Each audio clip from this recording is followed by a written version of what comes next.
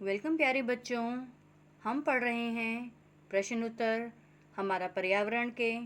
आज शुरू करेंगे हम पार्ट नंबर 4 जिसका नाम है जल। चलिए शुरू करेंगे अपना वीडियो। प्रश्न 1 है, निम्नलिखित प्रश्नों के उत्तर दीजिए। क है, समुद्र का जल पीने योग्य क्यों नहीं है? उत्तर है, समुद्र में घुले विभिन्न लवणों के कारण समुद्र के जल का स्वाद खारा या नमकीन होता है, इसलिए यह जल पीने योग्य नहीं होता है। फिर नेक्स्ट है ख, जल के कौन कौन से स्रोत हैं? उत्तर है, पृथ्वी पर जल के 3 स्रोत हैं। नंबर 1 है धरातलीय स्रोत, नंबर 2 भूमिगत स्रोत और नंबर 3 है हिमनद। प्रश्न ग है, मीठे जल के स्रोतों की सूची बनाइए। उत्तर है, नदी, तालाब एवं झील मीठे जल के स्रोत हैं। घ है, जल हमारे लिए क्यों उपयोगी है? उत्तर है, जल न केवल हमारी प्यास बुझाता है बल्कि हमारे जीवन के विभिन्न गतिविधियों के लिए भी आवश्यक है, जैसे कृषि, उद्योग, घरेलू कार्यों, पर्यावरण, मनोरंजन आदि में जल अत्यंत आवश्यक है। अण है, जल के धरातलीय स्रोत से आप क्या समझते हैं?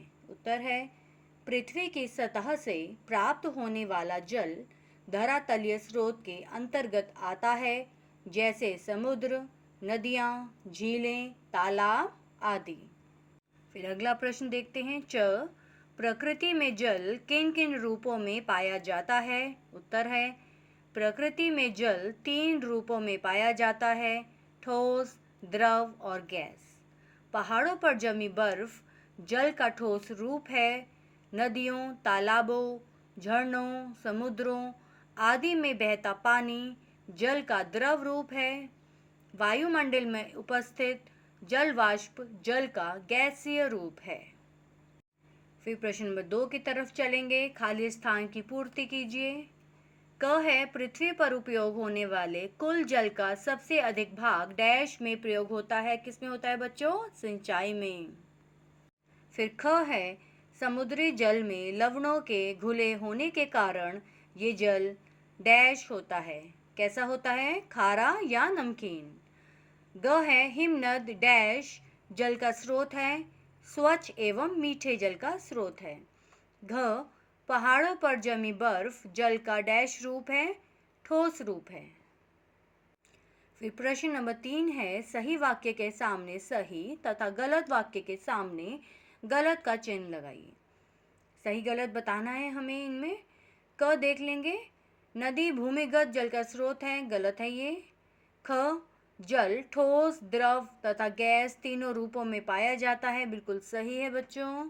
ग, समुद्र का जल मीठा होता है, गलत है। कैसा होता है? खारा या नमकीन। घ, प्रत्येक जीवधारी के लिए जल अत्यंत महत्वपूर्ण है, ये तो बिल्कुल सही है बच्चों। फिर आगे बढ़ेंगे प्रश्न 4 की तरफ। सही मिलान कीजिए, यहाँ हमें मैच करना है। क और ख को हमें मिलाना है। तो फर्स्ट देखेंगे, नदियों नालों का जल समुद्र में मिलता है। फिर है सेकंड, समुद्र का जल खारा होता है। प्राकृतिक रूप से उपयोगी जल सीमित मात्रा में होता है। गंगा तथा यमुना नदियों का संगम प्रयाग में होता है, मतलब प्रयागराज में होता है। नदियाँ मानव जीवन के लिए महत्वपूर्ण हैं। तो बच्चों, इसी के साथ पार्ट नंबर 4 जल कंप्लीट होता है। मिलते हैं नई वीडियो के साथ। थैंक यू बच्चों।